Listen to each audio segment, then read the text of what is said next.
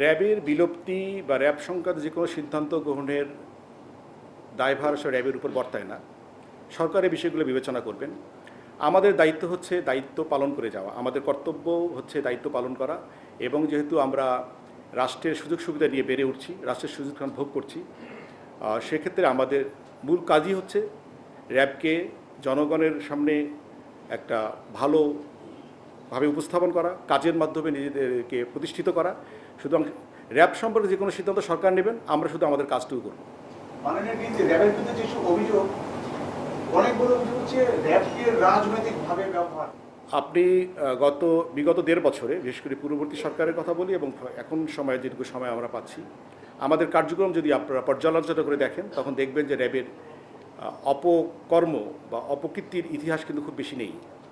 তার মানে এটাতেই প্রমাণিত হয় যে র্যাবকে যদি সঠিকভাবে পরিচালনা করা যায়, তাহলে র্যাব সঠিকভাবে পরিচালিত হতে পারে।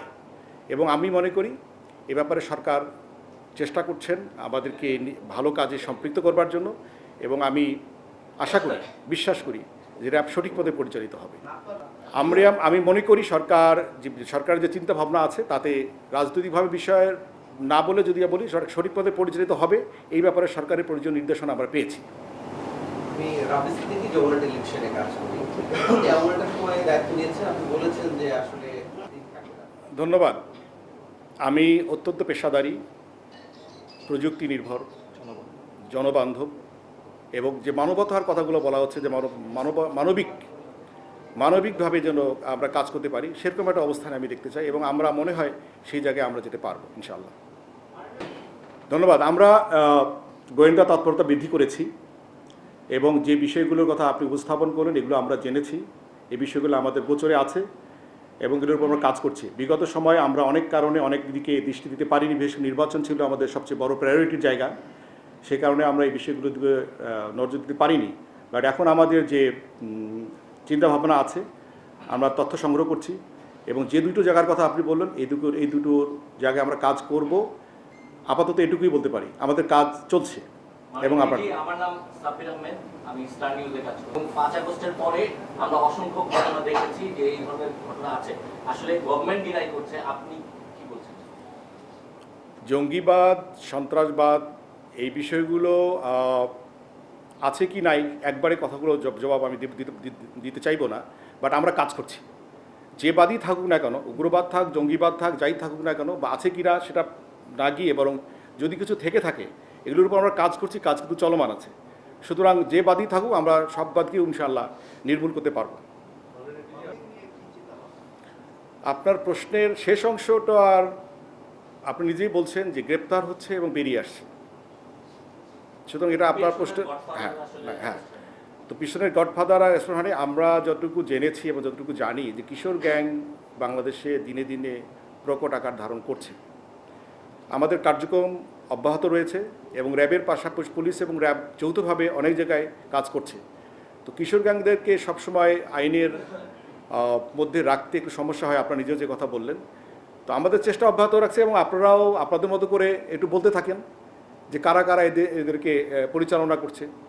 তারাও যদি সামাজিকভাবে একটু ধিকৃত হতে পারে, যে সমস্ত গোষ্ঠী বা সংগঠন এই সমস্ত কিশোর গ্যাংকে সহায়তা করছে, তাদেরকেও আপনি একটু এক্সপোজড করেন, তাহলে আমাদের জন্য কাজটা সহজ হয়ে যাবে। আমরা চেষ্টা চালিয়ে যাচ্ছি এবং আমাদের এ ব্যাপারে কোনো কম্প্রোমাইজ থাকবার কোনো সুযোগ নেই।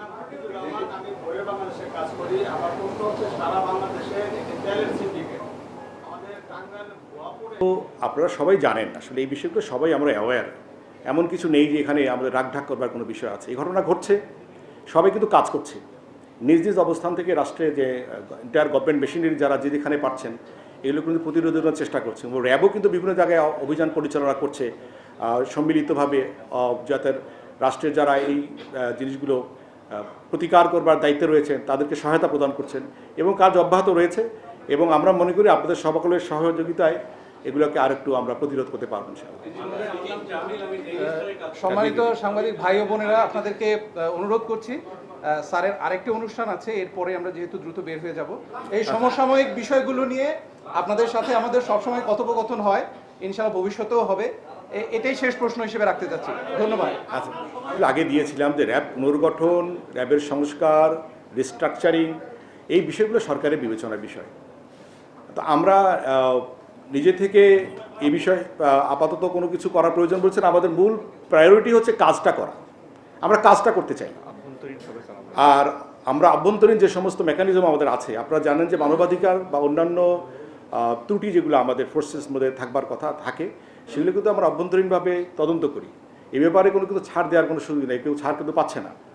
সুতরাং এই কাজগুলোর মাধ্যমে আমি আশা করি সে বেলা শেষে আমরা একটা ভালো অবস্থানে যেতে পারবো এবং আমাদের বিরুদ্ধে যে বিষয়গুলো আছে এগুলো আস্তে আস্তে সমাধান হয়ে যাবে। বি অপটিমিস্টিক, আশাবাদী হন। আমি মনে করি যে আমরা ভালো একটা জায়গায় যেতে পারবো। যে কথা আমি আমার প্রশ্নের যদি জবাব আপনি পেয়ে থাকেন, তাহলে দেখেন নাম পরিবর্তন, পুনর্গঠন এই বিষয়গুলো সরকারের বিবেচনার বিষয়। সরকার যেভাবে বিষয়গুলো বিবেচনা করবেন সেটাই হবে। সুতরাং আমাদের ফোর্সেসের পক্ষ থেকে এই বিষয়ে কোনো ভূমিকা রাখবার প্রয়োজন আছে বলে আমি মনে করি না।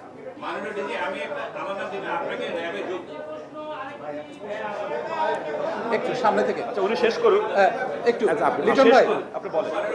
আমার জানার বিষয়, আপনাকে অভিনন্দন র্যাবে যোগদান করার সহযোগিতা দিয়েছেন। আপনি তো র্যাবের বাইরে ছিলেন, বিভিন্ন জায়গায় কাজ করেছেন। আপনি র্যাবের বাইরে থেকে র্যাবকে কিভাবে দেখেছেন, এখন র্যাবকে কিভাবে দেখছেন? আপনি কি মনে করেন যে র্যাবকে আরো কোন জায়গায় নিয়ে যেতে চান? বিষয়টা হচ্ছে আপনি র্যাবের বাইরে থেকেছেন, দুর্বলতাগুলো কোন জায়গায় দেখেছেন র্যাবের? দেখেন, আমি আসলে মনে করি একটা এই ধরনের একটা সংগঠন থাকার প্রয়োজন আছে, এটাকে অস্বীকার করার কোনো সুযোগ নেই। আমি বাইরে ছিলাম বলে র্যাব তো পুলিশেরই একটা সংগঠন, সুতরাং এখানে আলাদাভাবে আমরা দেখছি না এবং র্যাবের এখানে থাকার প্রয়োজনীয়তা সম্পর্কে কোনো দ্বিমত নেই।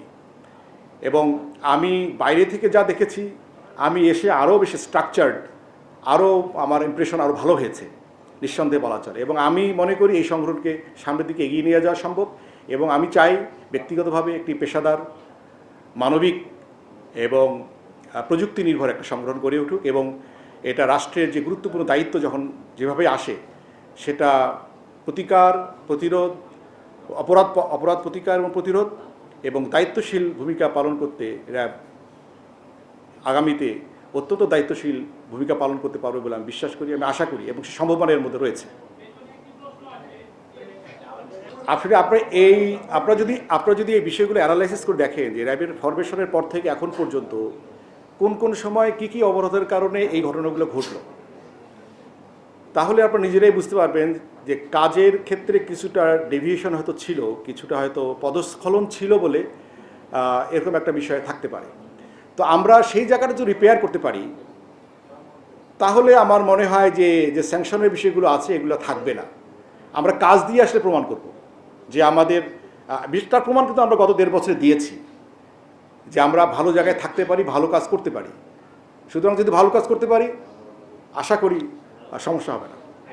আপনাদের সবাইকে র্যাবের বিলুপ্তি বিষয়ে টিআইবি বা যে যাই বলুক, সেটা তো বলবার অধিকারকে কাউকে হরণ করবার কোনো সুযোগ নেই।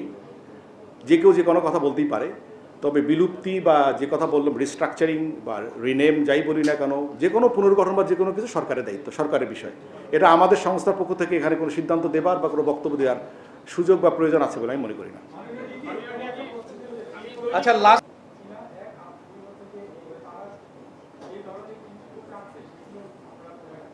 ওকে, বিচার প্রক্রিয়ার সাথে সম্পর্কিত যে কোনো বিষয়ে আমাদের কাছে সহায়তা চাওয়া হলে আমরা সর্বোচ্চ সহায়তা প্রদান করব। আমাদের কাছে যা আছে, যেটুকু তথ্য থাকবে তার ভিত্তিতে, যে তথ্য আমার কাছে নেই বা থাকবে না বা আমার দেবার সামর্থ্য বা সাধ্য নেই, সেক্ষেত্রে হয়তো আমরা অপারগতা প্রকাশ করতে পারবো। কিন্তু যতটুকু সাধ্য এবং সামর্থ্যের মধ্যে তথ্য আমাদের কাছে আছে, তা আমরা বিচার প্রক্রিয়াকে এগিয়ে নিয়ে যেতে প্রয়োজনীয় সহায়তা করব। আজই আমি প্রথম আপনাদের সামনে উপস্থিত হয়েছি, কারণ দায়িত্ব নিয়ে প্রথমেই আমি উপলব্ধি করেছি যে আমার উপর অর্পিত দায়িত্ব পালনের ক্ষেত্রে আপনাদের সহযোগিতা এবং সহায়তা প্রয়োজন। আর নিয়মিত মতবিনিময় এবং সঠিক সময়ে সঠিক তথ্য আদান প্রদান এক্ষেত্রে গুরুত্বপূর্ণ ভূমিকা পালন করে বলে আমি বিশ্বাস করি। আমার প্রিয় সাংবাদিকবৃন্দ, আপনারা জানেন যে র্যাব 2004 সালে প্রতিষ্ঠা লাভ করে। প্রতিষ্ঠা লাভের পর থেকে এই এলিট ফোর্স হিসাবে র্যাব সন্ত্রাস দমন, মাদক বিরোধী কার্যক্রম, অবৈধ আগ্নেয়াস্ত্র এবং গোলাবারুদ উদ্ধার সহ দেশের আইনশৃঙ্খলা রক্ষায় গুরুত্বপূর্ণ ভূমিকা পালন করে আসছে। আপনারা জেনে আনন্দিত হবেন যে গত 90 দিনে র্যাব ফোর্সেস দেশের বিভিন্ন স্থানে অভিযান পরিচালনা করে 331টি অস্ত্র উদ্ধার এবং এতদ সংক্রান্তে 104 জন অভিযুক্তকে গ্রেফতার করেছে।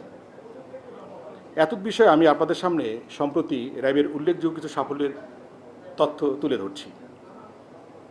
গত 8 ফেব্রুয়ারি 2026 তারিখে চাঁপাইনবাবগঞ্জ জেলার থেকে 6.27 কেজি গান পাউডার, 26 ফেব্রুয়ারি 2026 তারিখে সিলেটের জৈন্তাপুর এলাকা থেকে 60টি পাওয়ার জেল, 28টি নন ইলেকট্রিক ডেটোনেটর এবং 24 পিস ককটেল উদ্ধার করে র্যাব।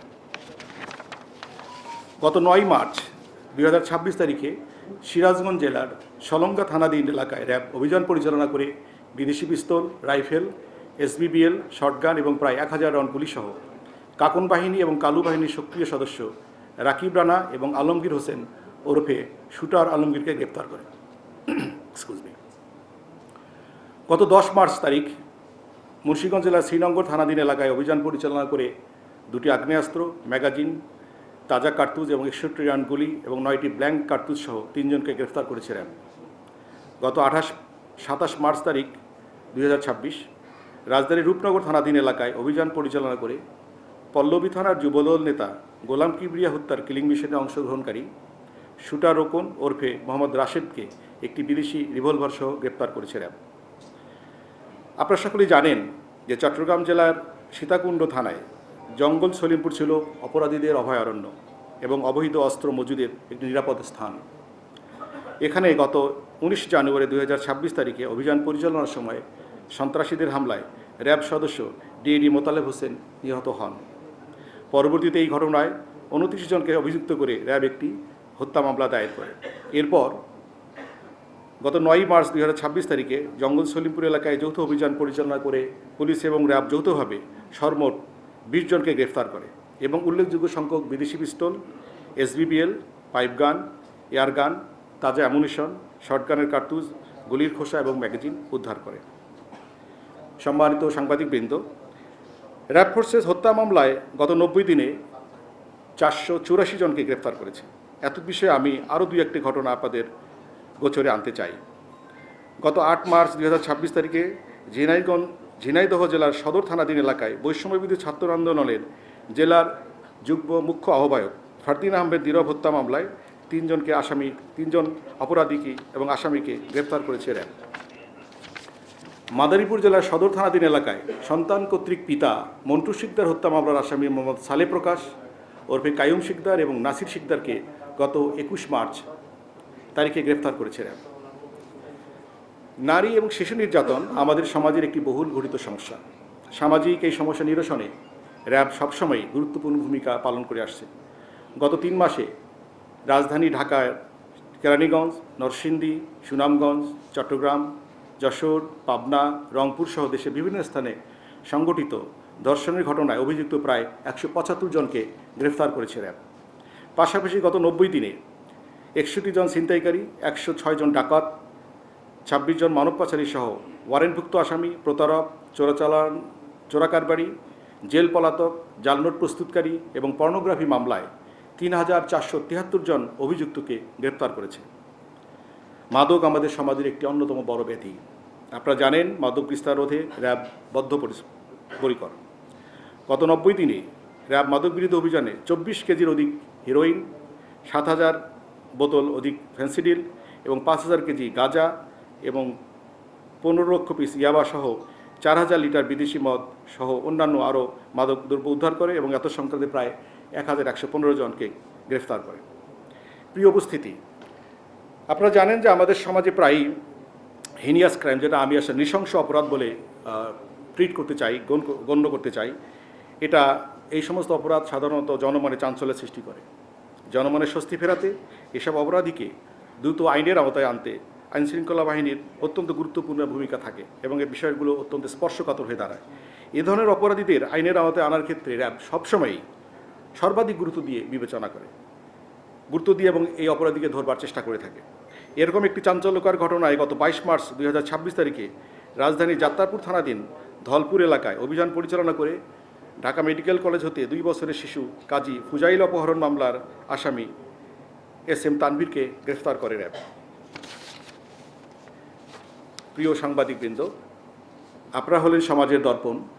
আশা করি অতীতে যেভাবে আপনারা বিভিন্ন অপরাধ দমনে তথ্য দিয়ে র্যাবের অর্জনকে জাতির সামনে উপস্থাপন করেছেন, আমাদের গঠনমূলক সমালোচনা করেছেন, সহায়তা করেছেন, ভবিষ্যতে আপনারা আপনাদের সহযোগিতার মাধ্যমে এই ধারা অব্যাহত রাখবেন। সকলের সহযোগিতায় আইনশৃঙ্খলা পরিস্থিতি স্বাভাবিক রাখার মাধ্যমে শান্তিপূর্ণ এবং স্থিতিশীল বাংলাদেশ গড়তে আমরা দৃঢ় প্রতিজ্ঞ এবং আমরা চাই সবার জন্য বাসযোগ্য একটি বাংলাদেশ গড়ে তোলা। এক্ষেত্রে আপনাদের সকলের সহযোগিতা পাবো এবং সবাইকে নিয়ে আমরা এগিয়ে যাব ইনশাআল্লাহ। সকলের প্রতি শুভকামনা রইল। আপনারা সবাই সুস্থ থাকবেন, ভালো থাকবেন।